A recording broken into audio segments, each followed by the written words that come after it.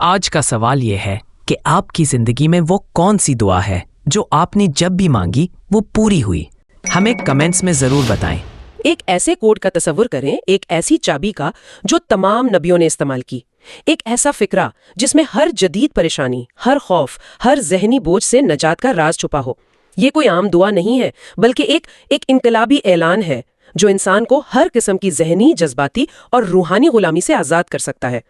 وہ طاقتور کلمات ہیں: لا الہ الا اللہ وحدہ لا شریک لہ، لہ الملک و لہ الحمد وہو علی کل شیء قدیر۔ اور آج ہماری گفتگو کا مقصد ان کلمات کو صرف تسبیح کے دانوں پر گننا نہیں ہے، مقصد ہے ان کی روح میں غوطہ لگانا تاکہ ان کی جو بے پناہ طاقت ہے وہ ہماری زندگیوں میں ظاہر ہو سکے۔ دیکھیں، یہ کوئی معمولی کلمات نہیں ہیں۔ جامع ترمذی کی حدیث نمبر 3585 میں نبی اکرم صلی اللہ علیہ وسلم نے فرمایا، سب سے افضل دعا عرفہ کے دن کی دعا ہے، اور سب سے افضل کلام جو میں نے اور مجھ سے پہلے انبیاء نے کہا وہ یہی ہے۔ اگر یہ تمام نبیوں کی مشترکہ پکار ہے جی، تو اس کی طاقت کا اندازہ لگانا بھی مشکل ہے۔ بالکل، آج کا مقصد اسی طاقت کو اپنی زندگی کے لیے سمجھیں، فعال کرنا ہے۔ تو آئیے اس کوڈ کو، اس فریم ورک کو کھولنا شروع کرتے ہیں۔ پہلا اور سب سے بنیادی حصہ، لا الہ الا اللہ، اللہ کے سوا کوئی معبود نہیں۔ یہ الفاظ ہم بچپن سے سنتے آئے ہیں، لیکن کیا ہم نے کبھی سوچا ہے کہ یہ ایک مکمل ذہنی انقلاب کا نقطہ آغاز ہے؟ بالکل، یہ صرف ایک مذہبی عقیدہ نہیں، یہ ایک نفسیاتی ریسیٹ ہے۔ نفسیاتی ریسیٹ؟ جی، یہ آپ کے ذہن میں موجود ہر جھوٹے خدا کو اس کی کرسی سے اتار پھینکتا ہے۔ اور آج کے دور میں یہ بت پتھر کے نہیں ہیں۔ صحیح۔ یہ ہمارا باس ہو سکتا ہے نا، جس کے ہاتھ میں ہم اپنی ترقی سمجھتے ہیں۔ یہ ہمارا بینک اکاؤنٹ ہو سکتا ہے جسے ہم اپنا محافظ سمجھتے ہیں۔ لوگوں کی رائے جسے ہم اپنی عزت کا پیمانہ سمجھتے ہیں۔ یہاں تک کہ یہ ہمارا اپنا نفس بھی ہو سکتا ہے۔ لا الہ الا اللہ ان سب کو بے اختیار کر دیتا ہے۔ یہ اعلان ہے کہ نفع و نقصان کا حقیقی مالک، عزت و ذلت کا اصل اختیار صرف ایک کے پاس ہے۔ جی، لیکن اگر ہم نے لا الہ الا اللہ کہہ کر یہ اعلان کر دیا کہ اللہ ایک ہے، تو پھر فوراً بعد وحدہ لا شریک لہ، وہ اکیلا ہے، اس کا کوئی شریک نہیں، اس پر اتنا زور کیوں ہے؟ بظاہر تو یہ ایک ہی بات کی تکرار لگتی ہے۔ یہاں پر اصل گہرائی ہے۔ یہ تکرار نہیں، یہ تاکید اور صفائی ہے۔ اچھا، اسے اس طرح سمجھیں کہ لا الہ الا اللہ آپ کے ذہن کے کمپیوٹر میں مرکزی آپریٹنگ سسٹم انسٹال کرنا ہے، ٹھیک ہے، لیکن وحدہ لا شریک لہ وہ اینٹی وائرس سافٹ ویئر ہے جو مسلسل چلتا رہتا ہے اور ہر اس خفیہ وائرس کو تلاش کر کے ڈیلیٹ کرتا ہے جو آپ کے سسٹم میں داخل ہونے کی کوشش کرتا ہے۔ یہ تو ایک بہت ہی دلچسپ تشبیہ ہے۔ تو آپ کہہ رہے ہیں کہ ہماری روزمرہ کی پریشانیاں، لوگوں کو خوش کرنے کی کوشش، مستقبل کا خوف، یہ سب وہ وائرس ہیں جو شرک کی ایک قسم ہے؟ یقیناً، یہ خفیہ شرک ہے۔ شرک صرف بتوں کو سجدہ کرنا نہیں ہے۔ آئیے ایک عملی مثال لیتے ہیں۔ جی، ایک ملازم دفتر میں رات دیر تک کام کرتا ہے۔ اب سوال یہ ہے کہ کیوں؟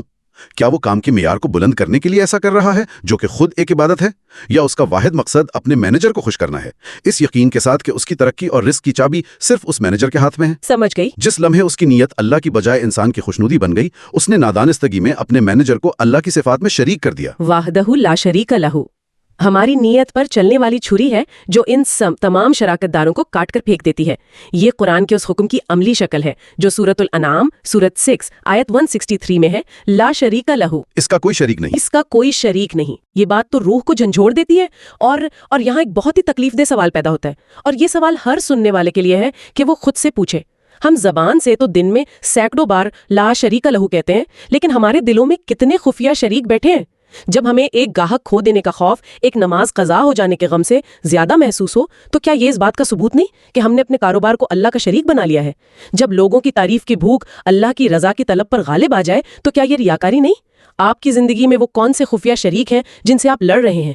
اس پر غور کریں اور کامنٹس میں جواب دیں۔ یہ خود احتسابی کا ایک تلخ مگر ضروری لمحہ ہے۔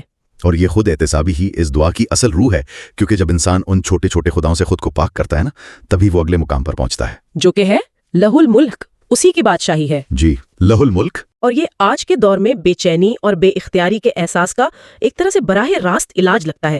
ہم 24 گھنٹے خبروں کے چکر میں پھنسے ہیں، معیشت گر رہی ہے، سیاسی عدم استحکام ہے، نوکریاں خطرے میں ہیں، ہم خود کو بے بس محسوس کرتے ہیں۔ ایسے میں لہ الملک کو دل میں اتارنا کیسے مدد کرتا ہے؟ دیکھیں، یہ آپ کے نقطہ نظر کو زمین سے اٹھا کر آسمان پر لے جاتا ہے۔ یہ ایک ذہنی سوئچ ہے۔ جب آپ یہ مان لیتے ہیں کہ حتمی اور کلی حاکمیت، ہر چیز کی ملکیت صرف اللہ کی ہے، تو دنیا کے بادشاہ، صدور اور ارب پتی آپ کو عارضی نگران نظر آنے لگتے ہیں۔ صحیح۔ ان کے ہاتھ میں جو اختیار ہے وہ بھی اسی کا دیا ہوا ہے، اور وہ جب چاہے واپس لے سکتا ہے۔ جب آپ یہ حقیقت اپنے دل میں اتار لیتے ہیں تو اسٹاک مارکیٹ کا اتار چڑھاؤ یا سیاسی بحران آپ کے اندرونی سکون کو تباہ نہیں کر سکتا، کیونکہ آپ کا انحصار ان پر نہیں رہتا۔ بالکل۔ آپ کو معلوم ہوتا ہے کہ آپ کا رزق کسی کمپنی کے CEO کے ہاتھ میں نہیں بلکہ اس بادشاہ کے ہاتھ میں ہے جس کے خزانوں میں کوئی کمی نہیں۔ یہ وہی احساس ملکیت ہے جس کا اعلان سورۃ الملک سورۃ نمبر 67 آیت 1 میں کیا گیا۔ تبارک الذی بیدہ الملک۔ بڑی برکت والا ہے وہ جس کے ہاتھ میں بادشاہی ہے۔ جی، تو جب مالک وہ ہے تو پھر نگرانوں سے کیا ڈرنا؟ ٹھیک ہے، تو ہم نے توحید کو سمجھا، شرک کو رد کیا اور بادشاہت کا اقرار کیا۔ اب آتا ہے وَلَهُ الْحَمْدُ، اور اسی کے لیے تمام تعریفیں ہیں۔ ہم ہر اچھی چیز پر الحمدللہ کہتے ہیں، لیکن وَلَهُ الْحَمْدُ میں کیا فرق ہے؟ اور یہاں میں وہ مشکل سوال پوچھوں گی جو بہت سے لوگ سوچتے ہیں۔ جی ضرور۔ اس شخص کے لیے ان الفاظ کا کیا مطلب ہے جو شدید تکلیف میں ہے، جس نے ابھی کوئی اپنا کھویا ہو یا جسے کوئی لا علاج بیماری تشخیص ہوئی ہو؟ اس سے یہ کہنا کہ ہر تعریف اللہ کے لیے ہے، کیا یہ ایک طرح سے بے حسی نہیں؟ یہ اس گفتگو کا شاید سب سے اہم اور نازک نقطہ ہے۔ آپ کا سوال بالکل درست ہے اور اس کا جواب ہی ایمان کی گہرائی کو ظاہر کرتا ہے۔ الحمدللہ کہنا اکثر کسی نعمت کے ملنے پر ایک رد عمل ہوتا ہے، لیکن وَلَهُ الْحَمْدُ کہنا ایک آفاقی حقیقت کا اعتراف ہے جو ہمارے حالات سے بالاتر ہے۔ حالات سے بالاتر؟ جی، اس کا مطلب ہے کہ تعریف کا اصل اور واحد مستحق صرف اور صرف وہی ہے، چاہے ہمیں کوئی چیز اچھی لگے یا بری۔ یہ اس بات کا اقرار ہے کہ اس کے ہر فیصلے میں، ہر تقدیر میں کوئی نہ کوئی حکمت اور بھلائی پوشیدہ ہے، چاہے ہماری محدود عقل اسے سمجھ نہ پائے۔ بالکل، چاہے ہم اسے نہ سمجھ پائیں۔ تو آپ یہ نہیں کہہ رہے کہ انسان اپنی تکلیف پر غم نہ کرے؟ ہرگز نہیں، اسلام ہمیں غم منانے سے نہیں روکتا۔ نبیوں نے بھی اپنی اولاد کی وفات پر آنسو بہائے ہیں۔ وَلَهُ الْحَمْدُ کا مطلب جذبات کو دبانا نہیں بلکہ ان جذبات کو ایک بڑے تناظر میں رکھنا ہے۔ یہ اپنے آپ سے یہ کہنے کی مشق ہے کہ میں درد میں ہوں، مجھے تکلیف ہے، لیکن اس تکلیف کے باوجود میں یہ مانتا ہوں کہ میرا رب حکمت والا ہے اور اس کا کوئی کام تعریف سے خالی نہیں۔ یہ رویہ آپ کو میرے ساتھ ہی ایسا کیوں ہوا کہ دلدل سے نکال کر اس میں میرے لیے کیا سبق ہے کہ بلندی پر لے جاتا ہے؟ اور یہ سب ایک ایسے نتیجے پر پہنچتا ہے جو امید کا سب سے بڑا سرچشمہ ہے، وَهُوَ عَلَى كُلِّ شَيْءٍ قَدِيرٌ، اور وہ ہر چیز پر قادر ہے۔ بالکل۔ توحید، بادشاہت اور حمد کے اقرار کے بعد ہم اس کی مطلق قدرت کا اعلان کرتے ہیں۔ یہ اس پورے فریم ورک کا عملی انجن ہے۔ بالکل، یہ وہ حصہ ہے جو مایوسی کے ہر دروازے کو بند کر دیتا ہے۔ یہ ہمارے تمام لیکن، اگر، مگر کو ختم کر دیتا ہے۔ جب کوئی کہتا ہے میری مشکل بہت بڑی ہے، یہ صورتحال ناممکن ہے، اس بیماری کا کوئی علاج نہیں، تو یہ جملہ ان تمام انسانی حدود کو مٹا دیتا ہے۔ کیونکہ اس کی قدرت کی کوئی حد نہیں۔ کوئی حد نہیں۔ اگر وہ ہر چیز پر قادر ہے تو وہ مسئلہ جو آپ کو پہاڑ جیسا لگتا ہے اس کی قدرت کے سامنے رائی کے دانے سے بھی کم ہے۔ اور یہ جملہ اس تنقید کا بھی جواب ہے کہ کیا ایسا عقیدہ انسان کو بے عمل بنا دیتا ہے؟ نہیں، بلکہ یہ انسان کے عمل کو طاقت بخشتا ہے۔ اچھا، وہ کیسے؟ آپ اپنا بہترین عمل کرتے ہیں، آپ اسباب اختیار کرتے ہیں، لیکن نتیجہ اس ذات پر چھوڑتے ہیں جس کے لیے کچھ بھی ناممکن نہیں۔ یہی تو دعا کی روح ہے۔